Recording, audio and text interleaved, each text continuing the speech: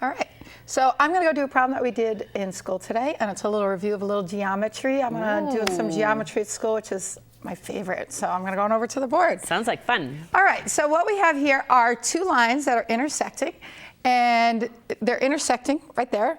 And we have this angle is 48 degrees, and we want to find out what's the measure of the other angles, okay? So I want to know what's the measure of these other angles. So we got a couple things going on here. There's lots and lots and lots of vocabulary in geometry. So we're just going to take a minute to discuss some really important vocabulary that you need to know. The math isn't so hard, but it's just knowing what the right words are that you're supposed to be using. So first of all, we want to talk about the angle that we have. We have this angle right here, and it's angle BEA. So when you're talking about angles, you put a little angle sign in front of it.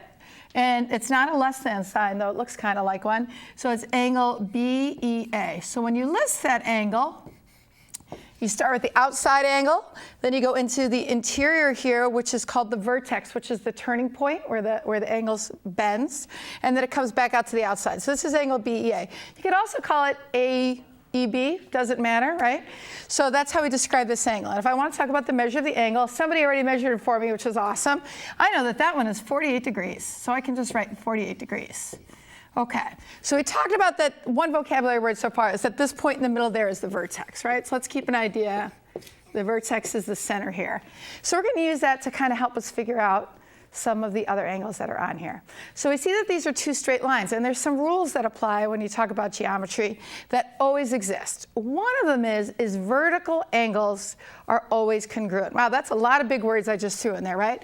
So I'm saying vertical angles are congruent. So I'm speaking some math to you, and let's talk about what that means in English, okay?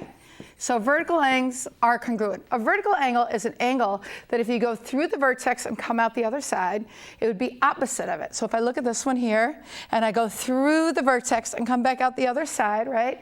That would be a vertical angle. And I kind of like to think of like a bow tie. If I thought this like here, this other piece over here might make it like a bow, right? And that kind of helps you to think about where the other angle is. And if you notice, when you look at them, they're kind of a mirror image of each other. They have symmetry. So we talk about the word congruent. Congruent means equal measure. They have the same measure. So instead of quite saying equal, I'm not saying that this angle is this angle. So that's why you don't want to use the word equal.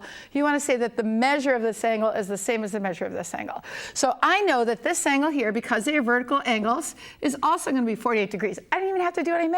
I just had to know my vocabulary and understand the rules of geometry. So I'm going to label this one over here.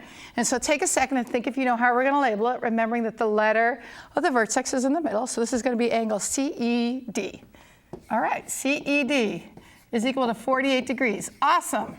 All right, we only have two more angles left. So the next angle we have here is CEB. All right, I'm going to write it down. How are we going to get what angle CEB is? Well, if I knew the other side, I see that they are also vertical, but I don't know the other side. So how am I going to figure it out? Well, when you have a line right there, a straight line is 180 degrees, a straight line. And whenever it's intersected by a line, okay, what it's going to do is it's going to cut into two pairs. And what you're going to end up having is something called a linear pair. Wow, another big vocabulary word, right? A linear pair. A linear pair are two angles that share a side and that add up to 180 degrees. There's also another word for that you might know. That's also called a supplementary angle. Okay, so those are angles that add up to 180 degrees. And you recognize them because they sit on a line and they share an adjacent side. Did we use the word adjacent yet? Oh my goodness. We're just filling up the words today, okay?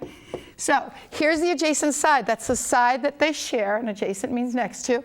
So I see this angle, 48, is going to share with this angle. And it told me since they sit on a straight line, they're going to add up to 180 degrees. So let's think about it.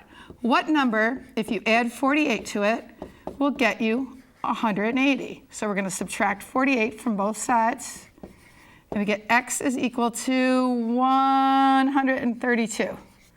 So we get 132 degrees. That's what this one is. And now we only have one more angle to go, but we're going to use the same rules that we used before.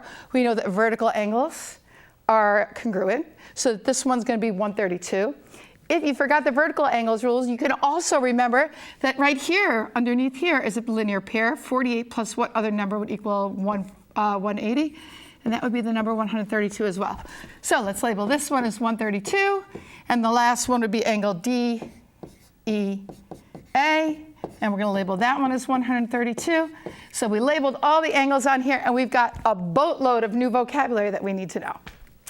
Thanks for joining.